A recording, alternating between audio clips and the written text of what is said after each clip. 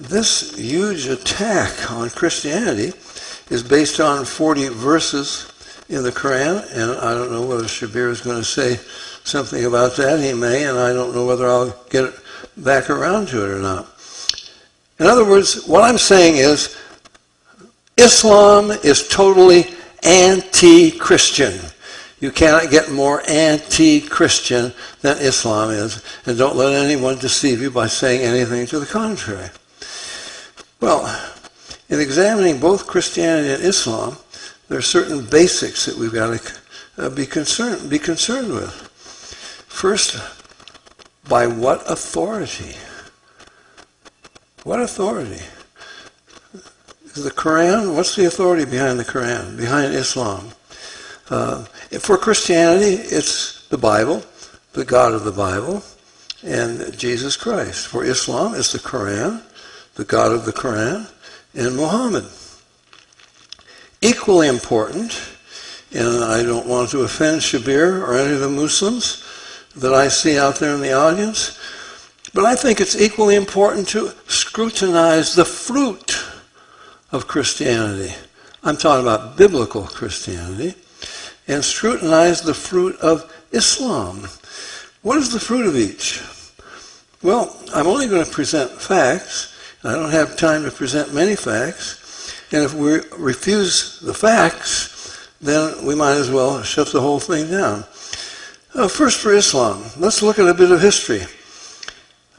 Muhammad fled from Mecca to Yathrib. No, not Medina. It was originally, what's called Medina today, was originally called Yathrib.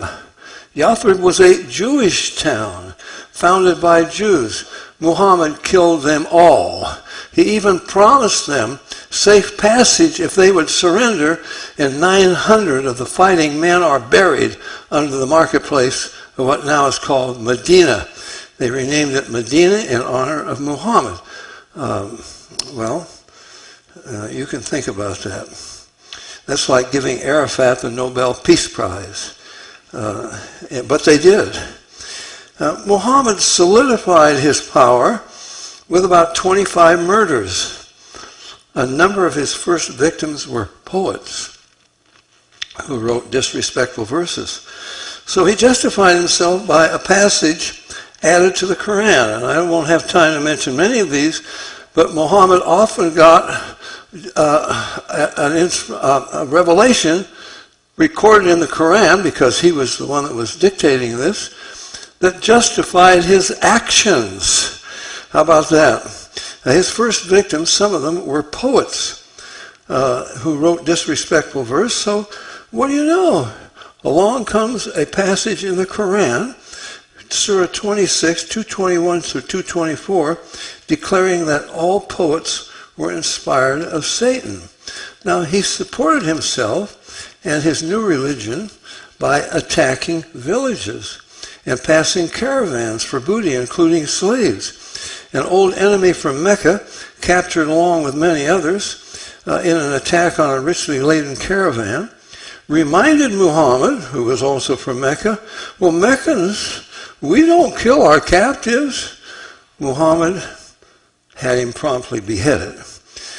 Well, what do you know? Along came another verse for the Quran that said, quote, "It is not for any prophet to have captives until he hath made slaughter in the land." That's Surah 8:67. Can this be the founder of a religion of peace? I don't know. Raises some serious questions. There are other alleged revelations that were added. How about when Muhammad, he accidentally saw a scantily clad Zainab, the wife of his adopted son Zaid, and fell madly in love with her. Another timely revelation came along that was added to the Quran, Surah 33, 35 through 38, that Zaid should divorce Zainab so Muhammad could marry her. The revelation ended thus, quote, "The commandment of Allah must be fulfilled." I can cite a few other revelations that were equally self-serving. Both the Hajj, Now everybody knows what the Hajj is. That's the annual pilgrimage and so forth. And Ramadan, 30-day fast from sun up till sundown, and then you can feast and so forth the rest of the time. This is not Islamic stuff. This was practiced by the pagan Arabs for centuries before Muhammad was born. The Hajj, the pagan Arabs, this is the Kaaba. It had 300 and some idols in it. The main idol was Allah. That was the main idol in there. Now Muhammad smashed them all eventually, but he also went there and circled around and joined in the worship with the pagan Arabs while there were still these idols in the Kaaba.